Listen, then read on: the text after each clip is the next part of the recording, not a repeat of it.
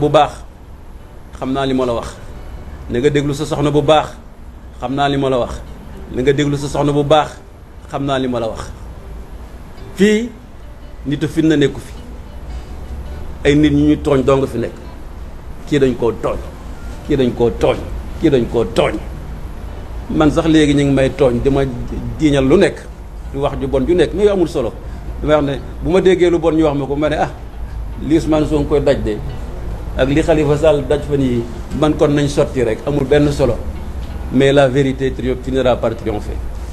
Voilà le message que je voudrais te lancer, mon jeune frère Macky Sall, en croyant que tu m'auras bien entendu. Merci, ceci étant dit, je donne la parole au président Khalifa Sall.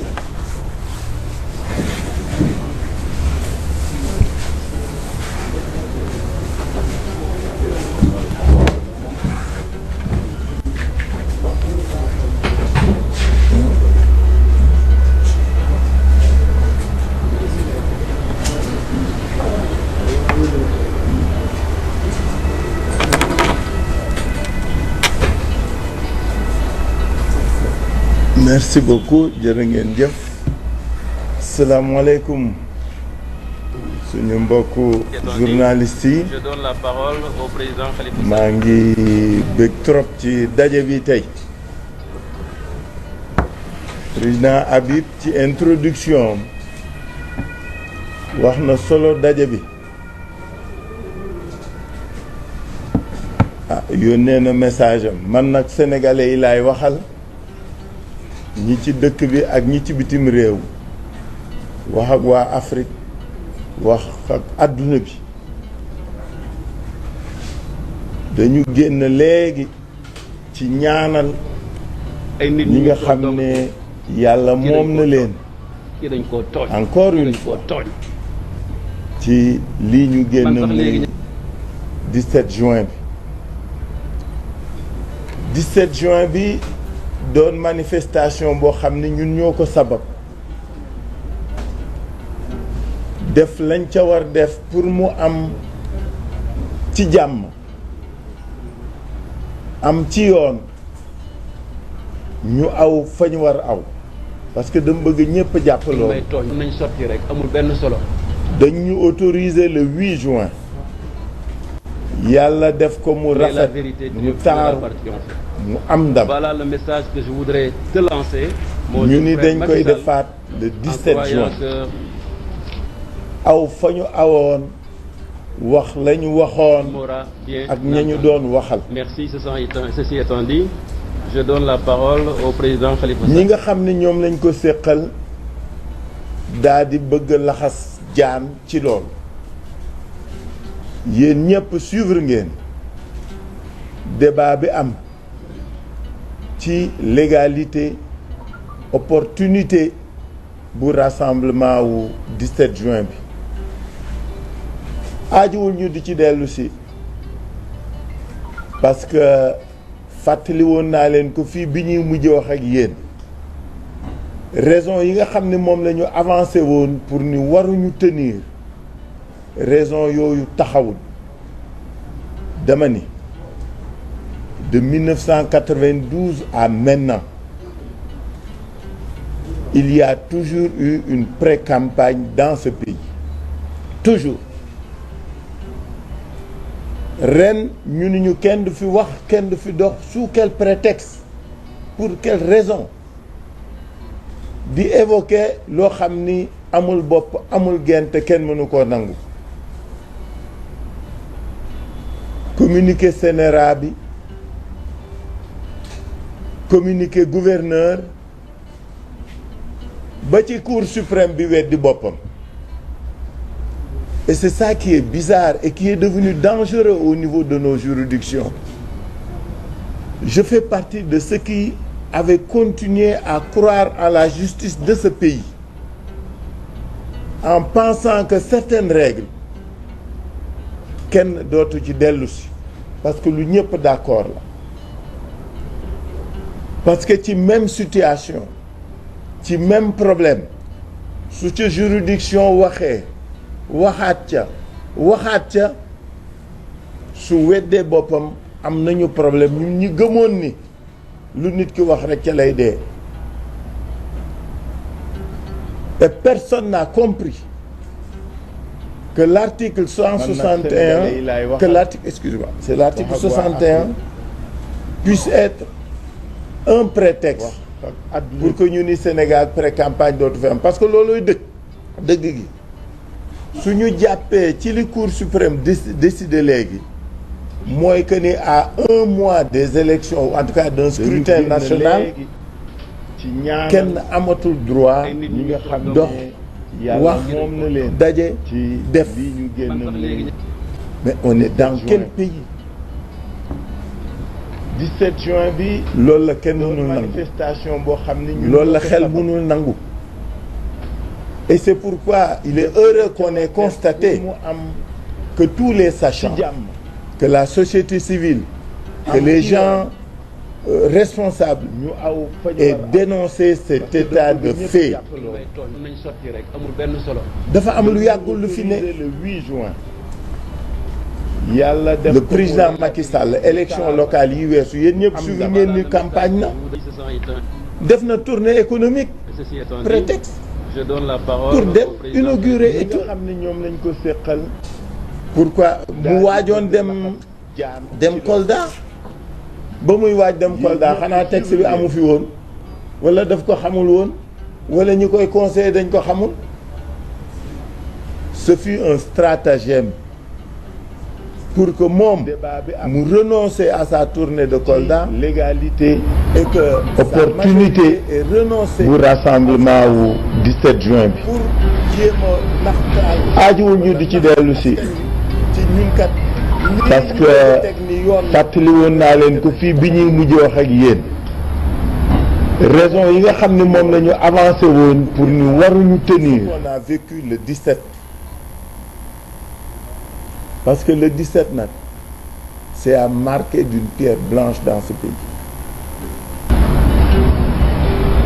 ren ñu ni ñu kenn du fi wax kenn du fi dox sous quel prétexte ñoo ngi leen di ñaanal yàlla na leen yàlla xare àjjan parce que nag espèce u xeex la boo xam ni texte dafa waroon mais surtout communiqué gouverneur parce que ba ci Cour suprême bi weddi boppam suy xeex ngir li mu moom et c'est ça qui est bizarre et qui est de ceux qui avaient continué à croire à la justice de ce pays gëm-gëmam en pensant que c'est suñu doom yooyu suñu rakk yooyu suñu jarbaat seen règle nga xam ni kenn dootu ci dellu si parce que lu ñëpp d'accord la seeni njaboot seeni wayjur seeni mbokk seeni xarit parce que ci même situation le champ d'honneur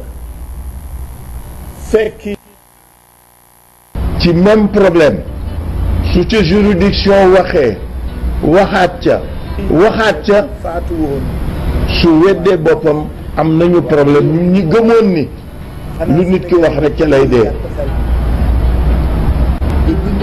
et personne n'a compris que l'article 161 que l'article excusez-moi c'est l'article 61 puisse être un prétexte pour que ñu ni Sénégal pré-campagne dootu fi am parce que loolooy dëgg gi su ñu jàppee ci li Cour suprême décidé léegi mooy que ni à 1 mois des élections en tout cas d'un scrutin xel mënul nangu et c'est pourquoi il est heureux qu'on ait constaté que tous les sachants que la société civile que les gens responsables donc suñu jar dénoncer cet état de fait dafa am lu yàggul lu fi ne ñaanal yàlla xare leen àjjan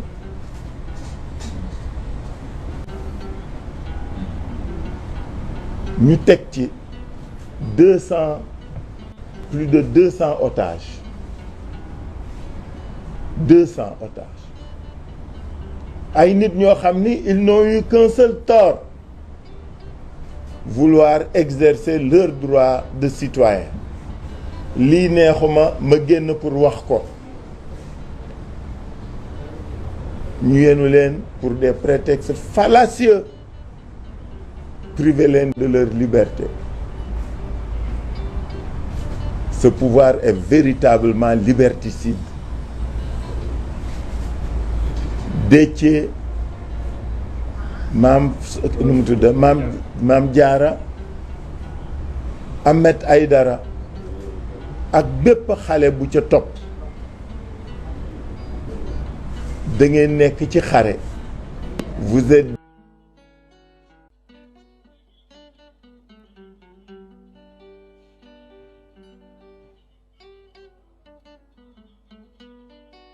des modèles et des exemples dans le combat dans ce pays que kenn def lu réussir. defe nañ ni saa yu nit ñi réussir dara rek défaite la pour ñoom. ñoo xat xol, ñoo tuuti xel te ñoo gaaw fàtte.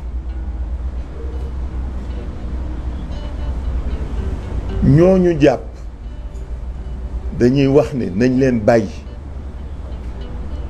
soo xoolee prétexte yi ñuy avancé gum de li ñu allégué d'abord li ci gën a ñaaw c'est des députés en session pour ñaar ñi ci des ay maire lañu dans leur propre ville. Ahmed Aïdara nee na alkaati beeg ñëpp dafa tàmm jóge këram di dox ba bureau keroog da doon loolu lu mu daan tàmm def loolu la doon def ñu yéen a ko tëj. Déthié Fall ak ñu ne taxawoon fii di wax demul sax ca lieu rassemblement ba gendarme yi ñëw muy wax ak ñoom ñun nax ko piégé ko kaay ñu waxtaan mu dem di leen déglu ñu yenn yóbbu.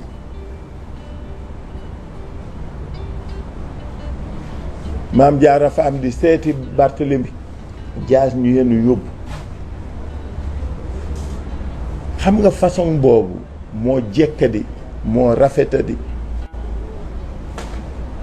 ñoom ak 200 et quelques camarades yi góor jigéen mag ak ndaw yi ñu jàpp ce sont des otages pour jéem def pression ci ñun pour que li nga xam ni mooy combat bi ñuy mener pour les principes et pour la liberté ñu mën ko bàyyi.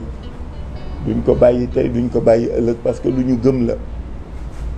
daf ñu wóor ni lii ñuy def mooy yoon lii ñuy def moom la ñu war def parce que Ablaye Bathily fàttali na ko démb barke démb nee na réew mi la lutte a toujours libéré et que tous ceux qui ont voulu s'affranchir et s'émanciper l'ont obtenu, l'ont fait par la lutte.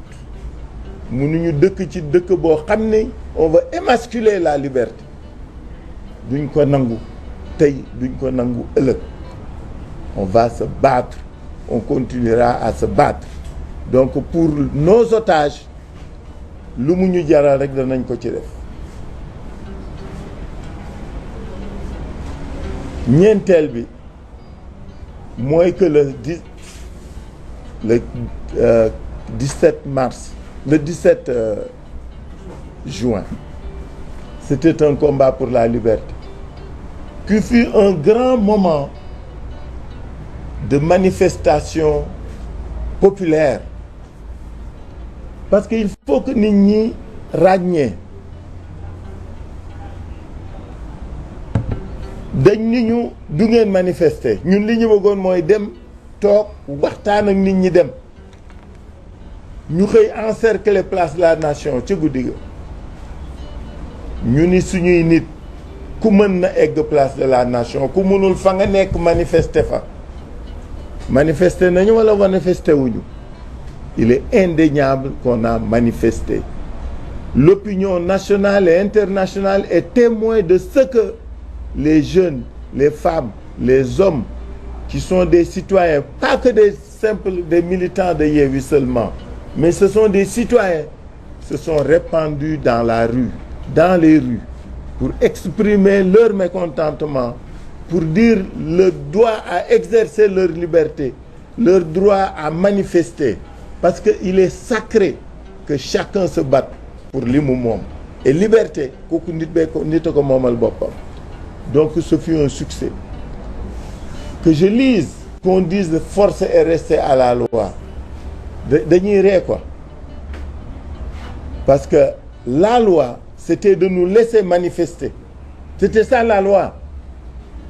La loi, c'était de nous laisser faire notre rassemblement. Quand on nous interdit de le faire, on viole la loi. Et c'est nous qui exercions ces libertés-là qui étions en train de respecter la loi. Parce que réew mi weesu nañu fu ñuy war di tere ay rassemblement. xanaa dañu bëgg nag amnésique fàtte 2011 a ngi fi dara xew dara yàggu fi li fi xew 2011 ñëpp ngi koy fàttali ci réseau yi dañ ko dul nangu. Et je crois que à travers le monde toutes les manifestations de soutien, tous les reportages de la presse nationale et internationale attestent de ce que ce rassemblement fut un succès. Parce que li ñu amaloon solo mooy ñu manifester nit ñi xam ne kenn du nangu fii nooteel. Et il sera toujours ainsi, il en sera toujours ainsi. na ko nit ñi xam ñuy wax ne ñi fi jóge ak seeni njaboot ñoo ngi ànd ak ñoom ci métit beeg naqar bi. incha allah daañ dem Ziguinchor seeti njabootu ñi yàlla jël seen bakkan ci Ziguinchor ak ci Bignona. massawu leen mais surtout jaajëfal leen. Ces morts sont des héros. Ils sont morts parce qu'ils exerçaient leur devoir de citoyen. daañu dem màggal leen daañu dem ñaanal leen parce que loolu moo ñu wax. ñii ñu jàppit ñu ngi seen wet kenn du bàyyi kenn. xam nga ñoom nee nañu ñun dañuy manifester nëbb suñuy doom mais comme que ñemewuñu génn ci mbedd mi xamuñu ndax suñuy doom a ngi ci bitim déet. C'est ça le vrai problème. Nos enfants étaient dans la rue avec nous. waxoon naa ko dama koy waxaat. Nos enfants étaient avec nous dans la rue parce que affaire bi dootul affaire u njaboot ak famille. C'est un problème du devenir des jeunes et des enfants de ce pays. seen ëllëg moom la ñu interroger. seen ëllëg moo leen jaral xeex. moo tax amul doom amul mbokk amul xarit amul jarbaat amul camarade ñëppay génn bokk def ko. moo tax ñi dem ñi jàpp ñi gaañu ñu nag ñoom ñoo bokk soo. incha allah on est en train de nous organiser pour que ku nekk xam ne jëlawaar nga ci xeex bi garmi nga ci li ñu bokk. daañu taxawu ñëpp daañu jàppale ñëpp daañu ànd ak ñëpp parce que nag Yewwi Askan Wi réew mee tax du suñu bopp. parce que li mu bañ mooy nit ñi jàpp ni ay poste député ñuy tax ñuy xeex pas du tout man duma candidat ñi ci des ñi ci bokk ñëpp dañuy candidat xeex bi defuñu ko pour suñuy bopp nos petites personnes importent peu dans ce que nous faisons comme lui. dañuy xeex pour ay droits dañuy xeex pour des acquis démocratiques dañuy xeex pour la consolidation de la démocratie dans ce pays parce que suñu ko xeexul suñu moytuwul tournant bii ñu jëm miig la ñu bëgg a imposer te duñ ko nangu te duñ ko def duñu noppi duñu toog duñu tëdd dañuy xeex loolu moo ñu war c'est notre devoir aujourd'hui du problème mu député ñi ngi fiy tudd ñëpp ku nekk nekkoon nga député wala nekk nga député donc du am du guléet mais c'est un problème de principe c'est un problème de droit. may wax askan wi rek ni Yewwi Askan Wi nous ne sommes pas des prétentieux dañu xam suñu bopp xam li tax ñuy jóg ak dox ak a wax dañu gëm nag suñu bopp gëm suñu réew gëm suñuy droit looloo ñu tax jóg aucune prétention chez nous. mais xam nañ suñu bopp xam nañ fi ñu jëm xam nañu li ñu yéene askan wi tax ñu jóg ni ñoom la ñuy dox xeexal donc na nit ñi xam ni xeex bi day door te day continuer maa ngi leen gërëm leen sant. jërëjëf président Khalifa. Avec tout ce que j'ai dit là. Bon, alors, je fais une petite synthèse ou un résumé pour dire que Habib Sy a bien ouvert nos débats. C'est un moment important de la vie démocratique de notre pays que ces moments-ci. Notre capacité à préserver, à défendre notre droit est interpellée. Et Yewwi Askan Wi ne s'est jamais dérobé. Le 8 juin avait été un moment de communion et de fête avec les citoyens. C'était un moment pour magnifier la liberté, la démocratie. Nous avions invité les Sénégalaises et les Sénégalais à communier avec nous pour que le Sénégal continue à être un modèle de vie et de pratique démocratique. Le 17 a voulu en sonner le glas, ce qui pour nous était inacceptable. Les raisons évoquées sont pour nous inacceptables. C'est pourquoi notre rencontre avec l'opinion publique nationale et internationale d'aujourd'hui est un moment important pour rendre hommage à ces jeunes qui sont tombés sur le champ d'honneur à Dakar, à Ziguinchor et à Bignona. Nous leur rendons hommage. Nous prions pour eux. C'est un moment pour exiger, pour d'abord magnifier leur lutte et exiger leur libération à tous ces otages qui sont détenus dans les geôles de Benno Bokk Yakaar et de son gouvernement. Certes, on en a d'illustres parmi ces otages. Déthié Fall, Mame Diarra Fam, Ahmed Aïdara et tous les autres jeunes et femmes qui sont tout aussi illustres que Déthié Fall et Ahmed Aïdara et Mame Diarra Fam. À cela, nous en rendons hommage. C'est des combattants de la liberté. Nous avons essayé de leur rendre visite. On nous en a empêchés. Et c'est l'occasion pour nous aujourd'hui et ici de leur rendre un hommage appuyé et de leur dire que nous serons toujours à leur côté, toujours avec eux, parce que nous sommes fiers de ce qu'ils ont fait. Vous savez pourquoi Yewwi Askan Wi est un creuset d'espoir?